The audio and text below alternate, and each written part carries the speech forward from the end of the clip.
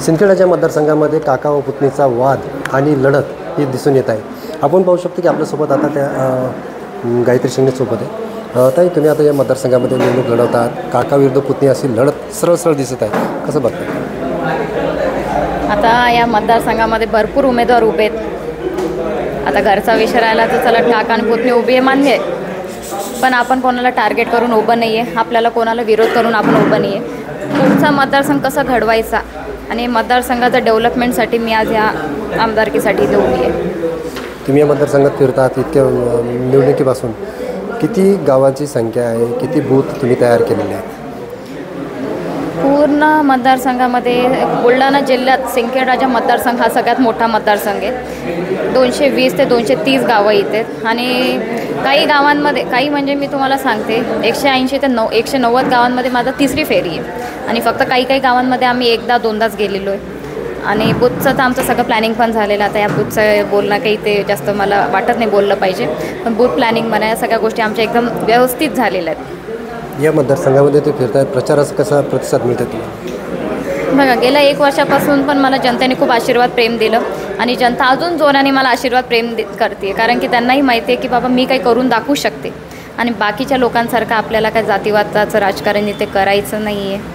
कारण की आता तुम्ही घडामोडी बघत असाल, थोडंफार जातीवादाचं राजकारण इथे चालू झालेलं आहे. तरी मी ते कमी करायचा प्रयत्न करते आहे, पण आता ते कितपत होईल माहीत नाही. पण आपल्याला जातीवाद करायचा नाही आहे, कोणाला विरोध करायचा नाही.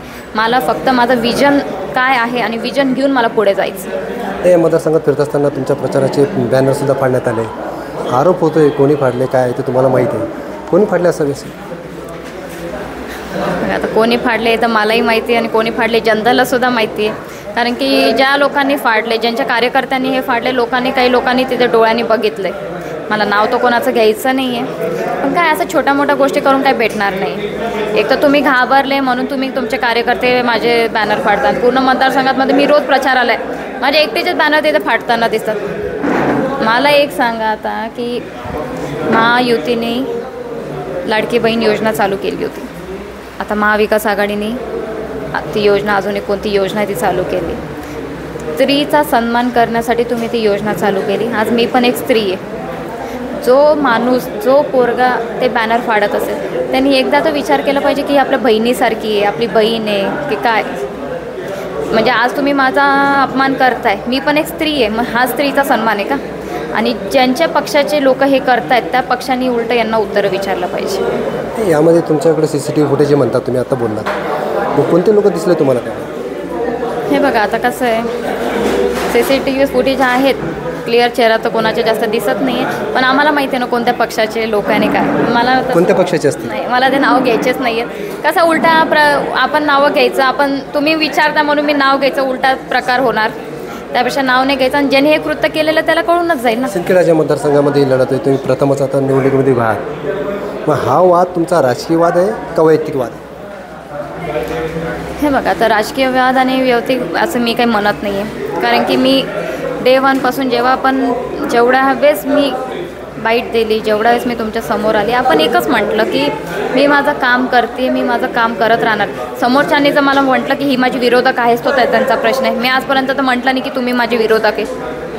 फक्त काय गोष्टी इथे घडल्या, काय गोष्टी इथे व्हायला पाहिजे होत्या त्या झाल्या नाही. आणि मलाही माहिती आहे ना की परत जर हेच आमदार होणार आहे तर या गोष्टी इथे बदलणार नाही आहे. आणि कुठे ना कुठे सिंदखेडराजाचं नाव हे खाली दबत चाललेलं आहे.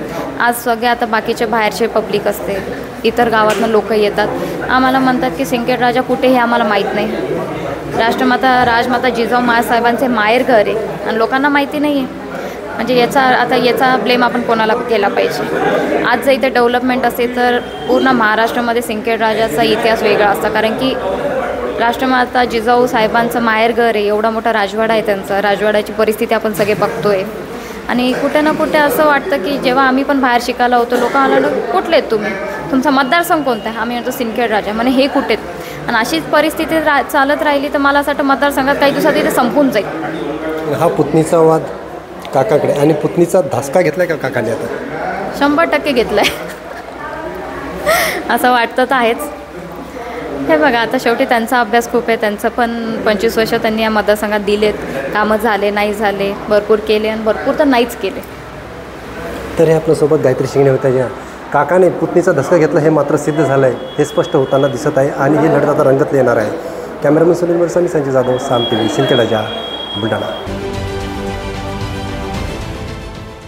देश विदेशातील प्रत्येक घडामोडींचे लाईव्ह अपडेट मिळवण्यासाठी आता साम टीव्हीच्या सर्व सोशल मीडिया प्लॅटफॉर्मला लाईक, फॉलो आणि सबस्क्राईब करा. तसंच सर्व नोटिफिकेशनसाठी बेल आयकॉन प्रेस करायला विसरू नका.